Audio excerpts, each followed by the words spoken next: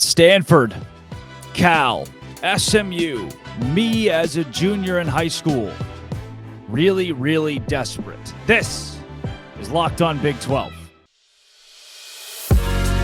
You are Locked On Big 12, your daily podcast on the Big 12 Conference. Part of the Locked On Podcast Network, your team every day. Happy Friday, everybody. Welcome to Locked On Big 12. I'm Drake Toll from ESPN Central Texas. Thank you for making Locked On Big 12 your first listen every single day. Cal, Stanford, SMU, to the ACC, and if not to the ACC, will ESPN pay for these teams to go to the Big 12? Because there are murmurs that ESPN now really wants to continue to profit money off of Cal and Stanford to keep them happy, off of SMU even as well. By the way, let's all take a moment. It is high school football season, which is great. It's back in Texas, some last night, many today. Football season overall this weekend as college football starts back up. I think week 0 is one of the worst things that exists because you're like, oh, college football's back. And it's not really. It's just Notre Dame and Navy and Ohio and San Jose State. And most of it kind of sucks. But I guess we get to watch it, whatever. Just happy this. This is the most wonderful time of the year overall. Football season's back. And this whole expansion stuff when it comes to the ACC has been broken up like this. So first, Cal and Stanford said, this is just a little overview if you didn't know. Cal and Stanford said, hey, we feel like we want, out of respect, let us in your conference. I was in Cabo San Lucas one time, and I'm walking because one of my buddies is telling me the story because he comes back, he's dumbfounded. We go back to the pool, we're dumbfounded. And I was like, dude, what's going on? And he said he was walking by to the towel section, and the big sign said, one towel only. Every guest gets one towel. Said the guy in front of him says to the lady in Cabo, says, hey, yo, can I get 7 towels? And the lady looks at him for a while, walks back, grabs 4 towels, hands them to him. He counts it out, 1, 2, 3, 4, and he goes, yo, can I get one more towel? Out of respect. One of my favorite stories of all time. Just dumbfounding moment. To think about that. She turns around, hands him another towel. Out of respect. Stanford Cal said to the ACC, hey, yo, let me in your conference and pay me the exact same thing you pay Clemson. Out of respect. No, not how this thing works. Kind of weird that, and what this leads to is if the ACC says, all right, fine, $35, $40 million for every school. We're going to short you, Clemson. We're going to short you, Virginia. We're going to short you, Boston College, by millions of dollars to allow Cal, and Stanford, and more egregious than not, SMU in this league. I just don't think that's going to go over very well. This seems the beginning of the end of the ACC. We're all going to look back and say, remember that one time the ACC stuck its neck out for Cal and Stanford? And in the end, Florida State left and Clemson left and Miami left and UNC left and the entire conference fell apart. And for the second time within 5 years, Stanford and Cal didn't have a conference. What are we doing? Also, SMU. What is happening there? They just want to be invited to the lunch table. They don't want to eat lunch. They said, dumbfounding. If you let me sit at your lunch table, I won't eat lunch. I won't eat lunch for 10 years. What the stupid are we doing here? We're going to forfeit all television revenue. We're not going to have an equal sharing deal. We're not going to ask for a dime. We just want to be in the ACC for 10 years. Again, SMU is going to sign this, and then Florida State's going to say, wow, we are forfeiting money to support Cal, Stanford, and what is SMU doing in our conference? They're going to leave. One of the I guess kind of still cool things about the ACC is it's mostly the Atlantic Coast. It's mostly the Atlantic Coast Conference that has that going for it. You get up to like Syracuse and you think, oh, what's happening? Syracuse, Florida State's terrible travel. People always talk. We talk a lot about the East to West, that being bad travel. We don't talk that much about North and South and how bad that travel is. This is a spot where Florida State's going to say, oh, you're going to make me travel to Stanford and win 75-0 in football. Oh, you're going to make me travel to Stanford and play them in basketball. Oh, Florida State has to play a road football game against SMU. Do you understand? Against SMU, do you understand how embarrassing all of this is? How pitiful and sad and embarrassing this ACC expansion thing is. That they're going to allow the leftovers, the ones who didn't get a lifeboat in Stanford and Cal from the Pac-12 to come into the conference, dilute the conference from a financial standpoint, dilute the conference from a brand standpoint. I get it. Stanford's endowment is huge. Cal's got a huge athletic budget and is $400 million in debt, the most of any school in America. And the ACC says, come on in, boys. The water's fine, and we'll give you just as much money as we give Florida State, Clemson, Miami. Do you think it's going to go over well? Do you think Clemson's going to say fine? Miami's going to say fine. You think Florida State, Saudi Arabian money, Florida State, it's going to say, yeah, well, we'll divvy out a few $1 million. We'll take Stanford. No, they don't want them. You know who's advocating the most for Stanford right now is Notre Dame. I hope that when the little leprechaun guy walks into I hope that's what they send in the boardroom to make these conversations is the little leprechaun guy. And that he just gets slapped anytime he tries to speak. Because right now, the biggest advocate for academic powerhouse Stanford is Notre Dame. You don't even go here.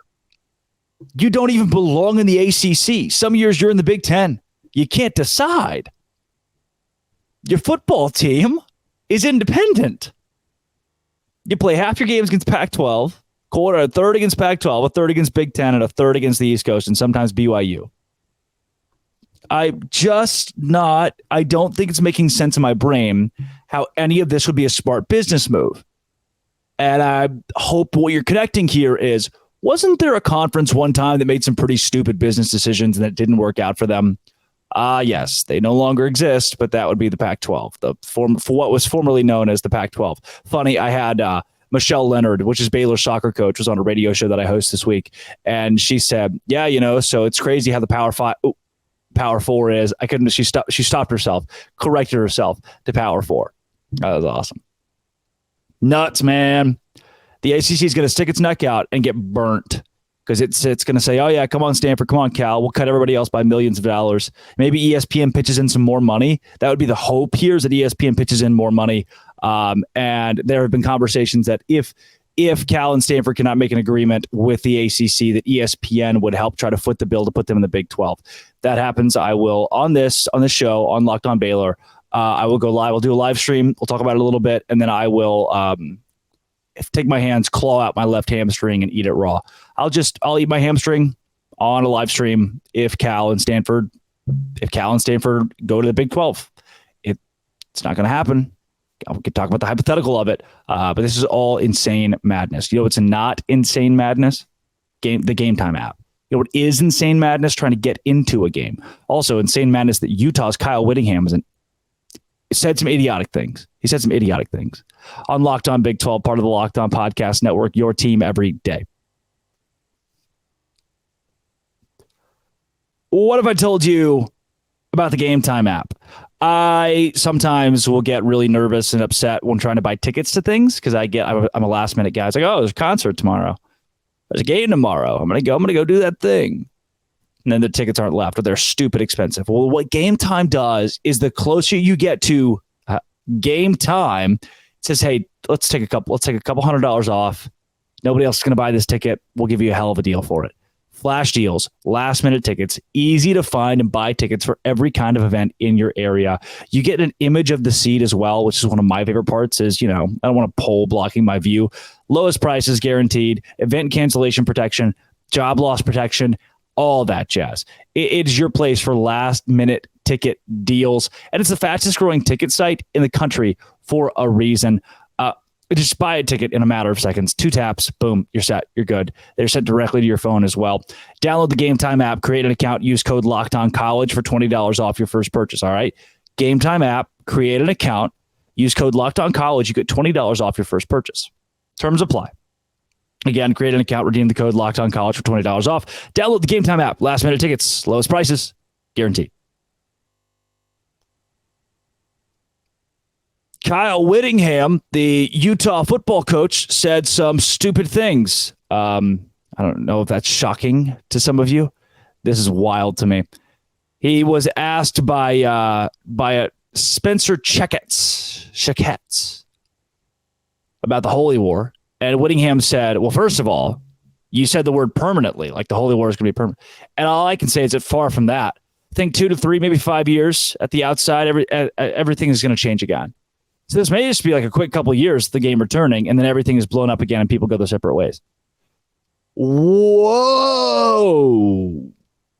If somebody said Nick Saban, what do you think about the Iron Bowl? He'd say it's one of the greatest rivalries in college football. I love it. I support it.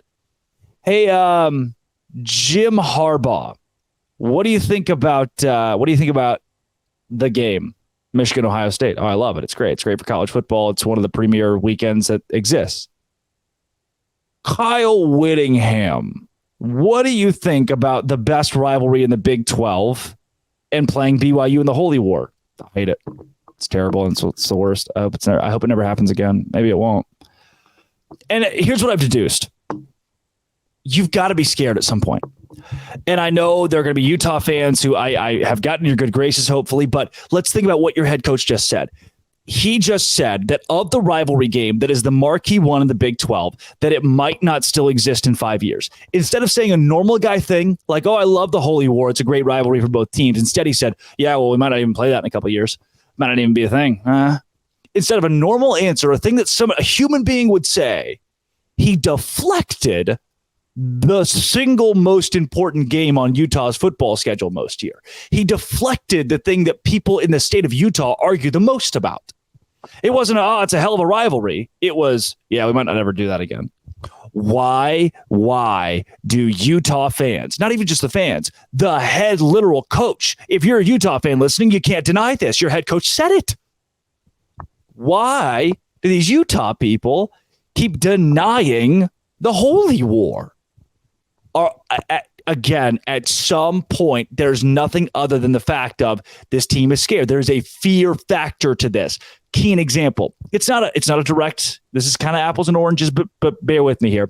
I grew up in Arkansas. Arkansas would never play Arkansas State. They'd never played UALR. Why would Arkansas not play Arkansas State? Because if given the off year they lose to Arkansas State, they'll never hear the end of it.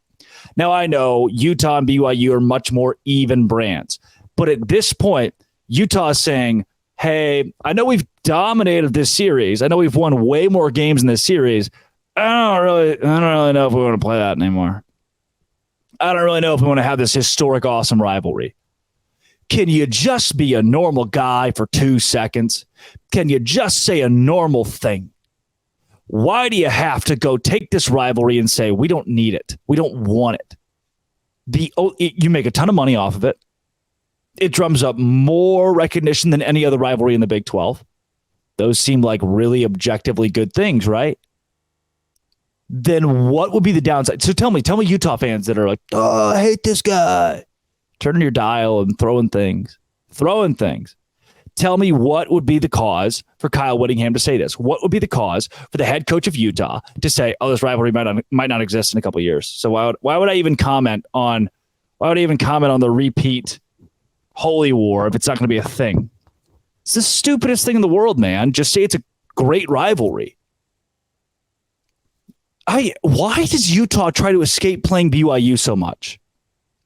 Why does Utah try to escape BYU so much? Rivals, true rivals, do not run from each other. True rivals want to play each other anytime, any place, any location. I thought this was a true rivalry, but Utah's head coach has made it very clear they don't want to play BYU. Texas A&M ran from Texas. Utah is now setting itself up to run away from BYU. But for what? A&M was getting killed by UT. The rivalry wasn't close. It was a guaranteed loss for A&M. They could never become the bigger brand in Texas if they kept losing to Texas every year. Is that what BYU and Utah is? Does BYU so big of a brand that Utah says, hey, if we don't play them and we're really good, then maybe our brand is salvaged. Maybe our brand is better than BYU's if we never lose to them. You think that's what it is? Maybe that's what it is. Maybe it's Utah saying, oh, if we don't play them, we don't have to lose to them. Granted, it hasn't happened that many times in history. If we don't play them, we don't have to lose to them. So we can just sit here, win the Pac-12 every year, and become the biggest brand in Utah. Then you're scared of losing to BYU. I don't love the theory. I don't love this for you. I'm not preying upon the Utah downfall.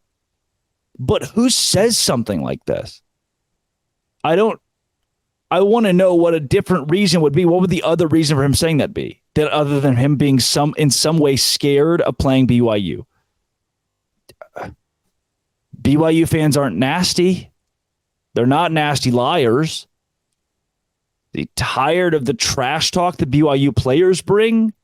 Is the pageantry too much? Is he scared of a big game? I don't understand why he would deflect the holy war. And as some of you will say, oh, he just said that. It's true. Expansion's crazy. So like nothing's permanent. That's all he was trying to say. No. It's not a normal real guy answer.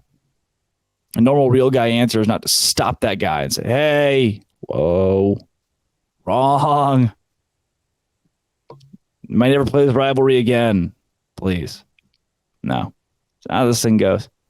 Kyle Whittingham, you are the loser of the day for me. You were the loser of the day, even more so than the ACC, for just being weird about that little. Do you like this rivalry? No, I wish we'd never play. Maybe we'll never play it again. Maybe it won't even be a thing. You gonna do your homework next week? I don't know. That's next week. The world could end before then. That's what he did. I don't know. The world could end. Hey, what are you doing? What are your plans for Christmas? I don't know. Christmas is 6 months away. The world could end before then. That's literally what Kyle Whittingham said. Hey, cool rivalry, right? I don't know. I don't know if it's going to be a rivalry anymore. Don't be like that, Kyle. I liked you. I still like you. Just why? Brett Yormark's the best. Right here on Locked On Big 12, part of the Locked On Podcast Network, your team every day.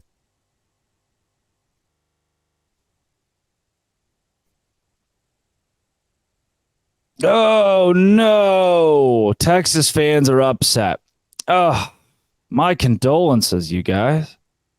Oh, I have just been so sad for the Texas fans that can't handle, oh, the big bad commissioner made you angry. Grow up. Steve Sarkisian said earlier this month, this is according to Dave Wilson of ESPN, that his message to the team this year was to embrace the hate. Well, here's the hate from Brett Yormark. What he said to the Texas Tech, the luncheon, to Coach McGuire, I'm not going to put any pressure on you, but I'm going to be in Austin for Thanksgiving, all right? And you better take care of business like you did right here in Lubbock last year. I don't understand why the crowd didn't go insane, didn't start throwing things across the room and just burst. That would have every brick wall that has ever existed. I would have run through it. I'm a little irked at the amount of people who come out and said, like, oh, this is unprofessional. Somebody on ESPN today said, yeah, maybe not unprofessional because Texas is leaving, but you could never do this for two teams that were in your conference. Like, duh. Why would you say that? That's so stupid. Of course you wouldn't say that. He would never say, hey, Texas Tech, Kansas State's coming to town in week 6. Better take care of business. That would never happen, obviously. Way too much blowback for that. For the Texas deal, he knew there'd be blowback. He knew that the Orange Bloods would go. Are they the ones that block everybody? The Orange Bloods or SB Nation, Texas, or one of those blocks everybody? Not for long. Thank you, Elon Musk. So he goes there and he says, yeah, you guys should beat Texas. And now so many fragile Texas fans, which, by the way, have just stopped. I don't see Texas fans on Twitter. They're not rabid on Twitter. They're not rabid on Instagram. They are. We've learned. Texas fans are the T-shirt fans. There are so few passionate Texas fans left that are prideful in a good way, prideful enough to show their colors, to go out and support the burnt orange, to go on social media, to go on Instagram, Facebook, Twitter, and interact with this stuff. A lot of them just want to get in fights. And if they don't want to get in fights, they stay off of it altogether. It is an embarrassing time to be a Texas Longhorn fan. It's an embarrassing time to be a Texas Longhorn fan. Maybe more so than it's been in decades for sure. Add this to the list because the ones that do exist, the Texas fans that do exist. Oh no, my feelings are hurt. Mr. Commissioner of the conference that we left high and dry and wanted to destroy asked someone to beat us. And it goes back to what I have been saying. So many flipping people have been screaming Texas praises this offseason and not batting an eye. Throw up in my mouth. Understand, we don't have to give Texas a little something under the table. We don't have to give them a little something on the side when we have these conversations. You can say, I hope Texas sucks. You can say Texas is going to be underwhelming this year and not be the crazy person. The mainstream media, the lamestream media has made you think that dissenting, that downgrading, that underrating the Texas Longhorns is a bad thing in 2023. And if you don't think Texas is going to win the Big 12, then you don't know ball. I have been alive for 2 decades-ish, a little bit more, and have only known Texas to be bad. The last 15 years, they've pretty much stunk. They've also always had 5 stars. They've also had talent every year, and they've always lost to somebody, a TCU, a Kansas State, and Oklahoma State. Why should I believe that will be different at all this year? It won't. So if the commissioner is coming out to give you permission to dog Texas, to do the horns down, giving the officials permission, hey, referees and everybody, let it be known we want Texas to lose. Then what are we still doing here? What are these Texas defenders still doing? I just couldn't understand all the Texas fans got so up in arms over this, how unprofessional, how gross this was, how no commissioner would ever do this. Dude, I know it. I guarantee you there are so many Texas fans. I've heard them say it. Man, I'm scared for what's going to happen when we get to the SEC. Oklahoma fans, I'm scared for what's going to happen when we get to the SEC. Will we ever win again? Will we ever be able to compete in these 2 conferences? And I think they know the answer to that is no. There's not a world where Texas and Oklahoma compete in the SEC. So they're jumping ship. They're leaving. They're saying sayonara. And our commissioner says, bye. Bye. Basically a blunt, don't let the do. It's a do let the door hit you on the way out. And Texas fans cried about it. Get over it, dude. Ugh. Oh, they've always been so bad. And at least the team's bad now, so the fan base can't be as insufferable.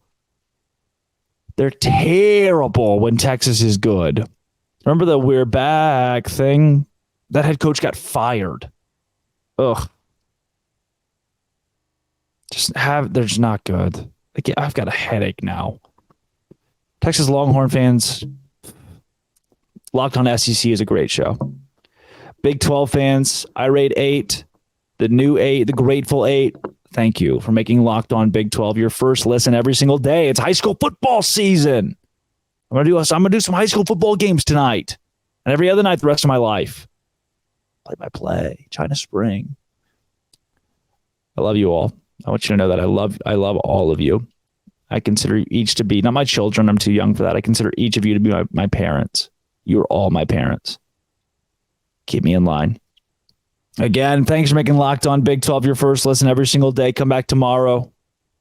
Don't. It's a Saturday. Come back Monday. We're going to talk about the Big 12. We got another good guest lineup next week right here on Locked On. Thanks for making it your first listen every single day. Big 12.